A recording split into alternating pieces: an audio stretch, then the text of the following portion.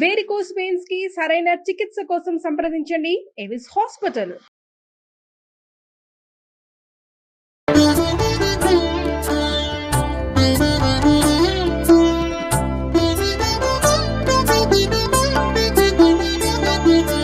నమస్కారం.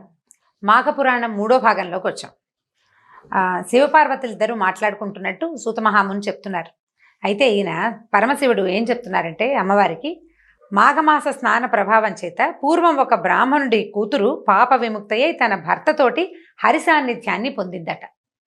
అది ఎలా జరిగిందో చెప్తారు. ఏం చెప్తున్నారు? పార్వతీదేవి అడిగింది, ఆ బ్రాహ్మణ పుత్రికి ఎవరు, ఆవిడ చేసిన పాపం ఏమిటి, పాప విముక్తి లభించింది అంటే పాపం చేసినట్టే, ఆమె చేసిన తప్పు ఏమిటి, ఏం తప్పు చేసింది, ఆమె ఏ తప్పు నుంచి ఆమె విముక్తిని పొందింది అని పార్వతీదేవి పరమశివుడిని అడిగిందట. అడిగితే ఆయన చెప్తున్నారు, పరమేశ్వరుడు ఏం చెప్పంటే, పూర్వం సౌరాష్ట్ర దేశంలో బృందారకం అనే గ్రామంలో సుదేవుడు అనే బ్రాహ్మడు ఉండేవాడు. ఈయన చాలా ఆచారవంతుడు, వేదశాస్త్ర పండితుడు. ఆ కాలంలో ఏంటంటే పండితుల దగ్గర శిష్యులు ఉండేవాళ్ళు. బాగా పండితుల్ని రాజులు పోషించేవాళ్ళు. చాలామంది అక్కడి నుంచి ఇక్కడి నుంచి విద్యాభ్యాసానికి వచ్చేవాళ్ళు. విద్య పూర్తయ్యాక విద్యార్థులు వెళ్ళిపోతూ ఏదైనా గురుదక్షిణ ఇవ్వగలిగితే ఇచ్చేవాళ్ళు, గురుదక్షిణ వాళ్ళు ఇచ్చినా ఇవ్వకపోయినా రాజు ఈ గురువులని పోషించేవాడు. అప్పటి కాలంపు లక్షణం అన్నమాట అది. ఇట్లా ఎవరు పాఠశాలలు నడిపిస్తారో వాళ్ళకి భోజన సదుపాయం రాజ్యం నుంచి వచ్చేసేది. లేదా విద్యార్థులు ప్రాంతాల్లో, చుట్టుపక్కల ప్రాంతాల్లో భిక్షాటనకి వెళ్ళేవారు. విద్యార్థుల్ని పోషించే పనేం లేదు, విద్యార్థులు భిక్షాటన చేయటం చాలా సహజమైన విషయంగా ఉండేది. మహాభారతంలో చాలా కథలు అవి కనిపిస్తాయి. ఈసారి ఎప్పుడైనా మహాభారత కథలు చెప్పినట్టు వాటి గురించి వివరంగా చెప్పుకుందాం మనం. అయితే ఏమైంది, ఈయనకి సర్వాంగ సుందరి అయిన ఒక కూతురు ఉండేదట ఈ సుదేవుడికి. అమ్మాయి చాలా అందంగా ఉండేదట. పొడవైన జడ, చక్కటి ముఖము, చక్కటి కనుముక్కు తీరుతో మనోహరంగా ఉండేది. ఇంత అందమైన పిల్లని ఎవరికిచ్చి వివాహం చేద్దామా అని చూస్తుండేవాడు. సాధారణంగా పిల్ల అందంగా ఉందంటే అబ్బాయి కూడా తెల్లగానో పొడుగ్గానో ఏదో అందంగా ఉండాలని భావిస్తారు కదా. సాధారణమైన వాడు కాకుండా ప్రత్యేకంగా సౌందర్యవంతుడైన అల్లుడు కోసం ఆయన ప్రయత్నం చేస్తూ ఉండేటవాడు. అయితే ఒకరోజు ఏమైంది, సుమిత్రుడు అనే శిష్యుడు సమిధలు, దర్భలు మొదలైన వాటి కోసం గురువు పంపగా వెళ్ళేవాడు. అంటే ఏం చేసేవాళ్ళు, సమిధలు కావాలి దేనికి, వీళ్ళు హోమం చేయటానికి, దర్భలు కావాలి, ఇవన్నీ అవసరాలన్నమాట.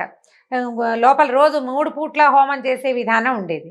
వాటి కోసం బోళ్ళని కట్టెలు కర్రలు కావాలి. సాయంకాలం అయ్యేసరికల్లా దీపాలు ఉండేవి కాదు.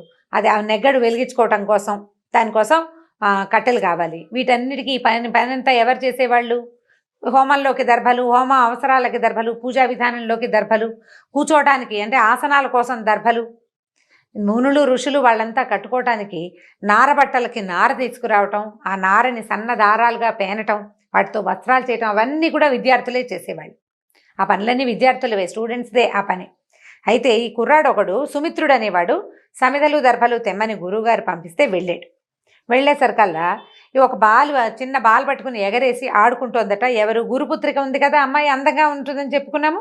ఆ అమ్మాయి కూడా అతనితో పాటు వెనకాల వెళ్ళింది. వెళ్ళేసరికల్లా ఏమైంది, సుమిత్రుడు చాలా దూరం నడిచి నడిచి నడిచి ఎక్కడికో వెళ్ళాడు. ఆ అరణ్యంలో ఒక జలాశయాన్ని చూశాడు. ఆ చెరువు గట్టును ఎత్తైన చెట్లున్నాయి. నీరు మనోహరంగా నిర్మలంగా ఉందిట. పద్మాలు, వాటి మీద ఆ వాలుతున్నటువంటి తుమ్మెదల రొద, అనేక రంగుల్లో ఉన్నటువంటి కలువ పువ్వులు, తర్వాత సంచారం చేస్తున్నటువంటి లోపల చేపలు అవి కదులుతుంటాయి కదా, చిన్న చిన్న మూతలు అవుతాయి, ఎగురినప్పుడల్లా బుడుంగు అని శబ్దం వస్తుంటుంది. వాటితోటి సరస్సు మనోహరంగా ఉందట, ప్రశాంతంగా మనోహరంగా ఉంది. కోకిలలు గుంపులు కట్టి మధురధ్వనులు చేస్తున్నాయి. చిలుకలు గోరువంకలు నేర్చుకున్న మాటలు నీకు పలుకుతున్నాయి, ఏవో చిన్నపన్న మాటలు. ఎత్తైన చెట్లతోటి కప్పబడిన ఆ ప్రదేశము ఒక ఏకాంత మందిరంలాగా ఉంది. అక్కడికి ఎవరు వెళ్ళారు, సుమిత్రుడు అనే కుర్రవాడు, అతనితో పాటు గురుపుత్రిక అయిన సౌందర్యవతైన అమ్మాయి కూడా వెళ్ళింది. ఈ గురుపుత్రిక ఏం చేసింది, ఆ చెరువులో ఉన్న నీళ్లు తాగి ఆ వృక్షాలకున్న పళ్ళేవో 2 కోసుకుని తిన్నది. తిని అక్కడ కూర్చున్న తర్వాత ఏమనిపించింది అమ్మాయికి, ఇక్కడ ఎవ్వరు లేరు, మనం ఇద్దరమే ఉన్నామని ఆ సుమిత్రుడిని అడిగింది. నేనంటే నీకు ఇష్టమైన అడిగేసరికల్లా, మనుష్య సంచారం లేదు, ఇక్కడ ఏకాంతంగా ఉంది, మన ఇద్దరం ఇక్కడ ఏం చేసినా ఎవరికీ తెలియదని అడిగిందట. అడిగేసరికల్లా, నువ్వు నాకు నచ్చావు, నేను కూడా నీకు నచ్చితే మన ఇద్దరం ఇక్కడ హాయిగా ఎంజాయ్ చేద్దామని అడుగుతోందనమాట అమ్మాయి. అంటే ఇప్పుడు ఏకాంతంగా ఎక్కడికైనా వెళ్తే ఇలాంటి ఆలోచనలు వచ్చే అవకాశం ఉంది. ఏ కాలమైనా ఈ పోయే కాలం వస్తూనే ఉంటుంది. అయితే ఏమైంది, ఇక బలవంత పెట్టడం మొదలుపెట్టింది ఆ అబ్బాయిని.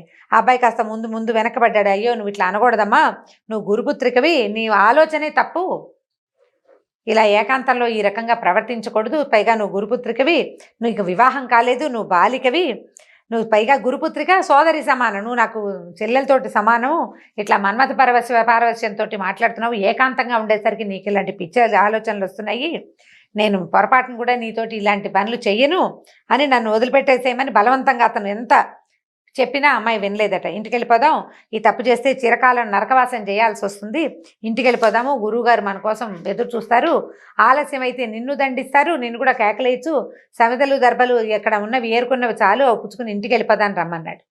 అనేసరికలు గురుపుత్రికి ఒప్పుకోలేదట. ఇప్పుడు పుచ్చివాడ కన్యారత్నము, సువర్ణము, విద్యాదేవత, అమృతత్వము స్వయంగా చెంత చేరినప్పుడు వలదన్నవాడు మూర్ఖుడు. అవి స్వయంగా మన దగ్గరికి వస్తే వాటిని కాదనకూడదట. కాబట్టి మన ఇద్దరం హాయిగా ఇక్కడ ఉందామని ఎంత బలవంతమో పెట్టిందట. ఒకవేళ నువ్వు కాదంటున్నావు కదా, నువ్వే వెళ్ళిపో, నేను చచ్చినా ఇక్కడి నుంచి రాను, నన్ను ఇక్కడ వదిలిపెట్టేసి కనుక నువ్వు వెళ్ళావో మా నాన్న నేను శపిస్తాడు, నువ్వు వెళ్ళిపోయిన తర్వాత నాకేమనిపిస్తుందో నేను చెరువులో దూకి ఆత్మహత్య చేసుకుంటాను, కాబట్టి నేను చచ్చిపోతాను నువ్వు కనుక వెళ్ళావంటే అని బలవంత పెట్టేసింది. అని చేసేసరికి ఇతను ఏమీ చేయలేక సరేనని ఒప్పుకున్నాడు. ఏం చేశారు, బోళ్ళంతసేపు ఆ చెరువులో జలకాలాడుతూ ఇద్దరు ఏకాంతంగా ఉండిపోయారు చాలా సమయం పాటు. చివరికి ఏం చేశాడు, బాగా చీకటి పడే వేళకి సమితలు దర్భలు వాటిని పట్టుకుని ఇద్దరు కలిసి వెళ్ళారు. వెళ్ళిన తర్వాత ఈ కూతురుని చూసి ఏమనుకున్నాడు ఆయన, గురువుగారు ఇన్ని సమితలు దర్భలు తెచ్చిన పిల్లాన్నేమో మెచ్చుకున్నాడు.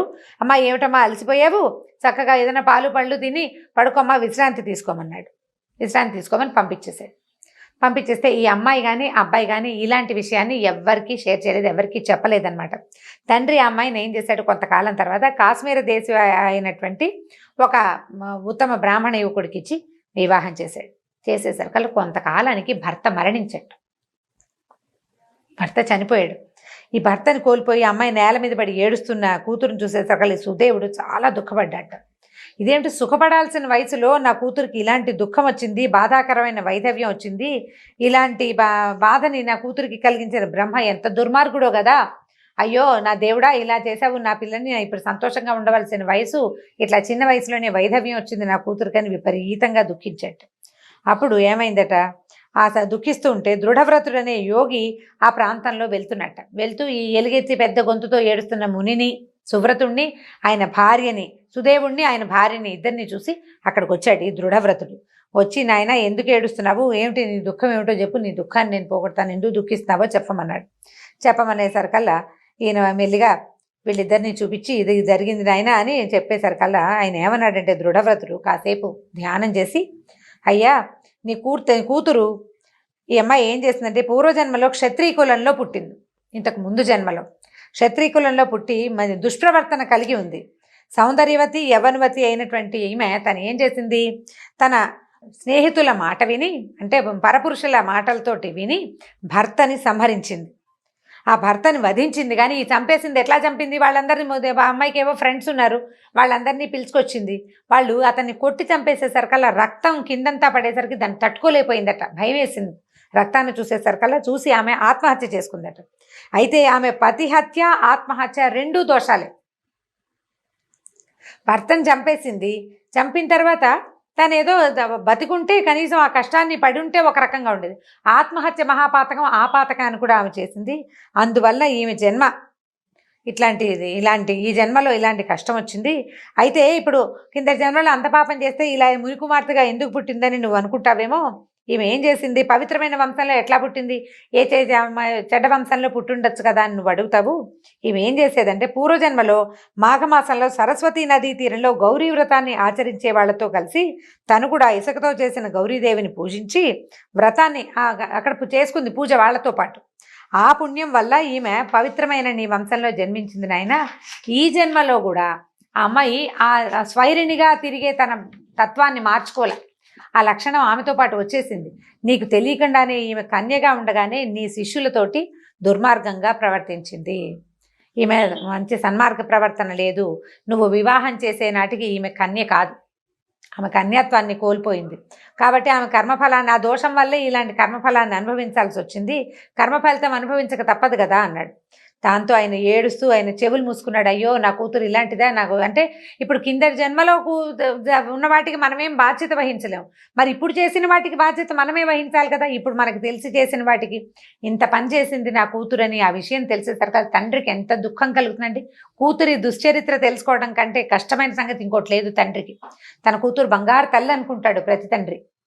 దాంతో ఆయన విపరీతంగా ఏడ్చేశాడు. అయ్యో కిందటి జన్మలో పతిహత్య ఆత్మహత్య చేసింది, ఈ జన్మలో ఏమో తనకి సోదరతుల్యుడైన నా శిష్యుడితోటి ఒక దుర్మార్గానికి తలపెట్టింది అని ఎంతో దుఃఖించాడు. అప్పుడు ఏం చేశాడు, దుఃఖం తీరిన తర్వాత ఆ యోగికి నమస్కరించి ఏమడిగంటే, తండ్రి నా కుమార్తె చేసిన పాపం ఎలా పోతుంది, ఆమె భర్త ఎలా బతికొస్తాడు, దయచేసి చెప్పమన్నాడు. అనేసరికల్లా అప్పుడు ఆ యోగి అన్నాడంటే, ఏమన్నాడు విద్వాంసుడా, నీ కుమార్తె చేసిన పాపం పోవటానికి ఆమె మాంగళ్యం నిల్చున్నట్లుగా చేయటానికి ఒక ఉపాయం ఉంది.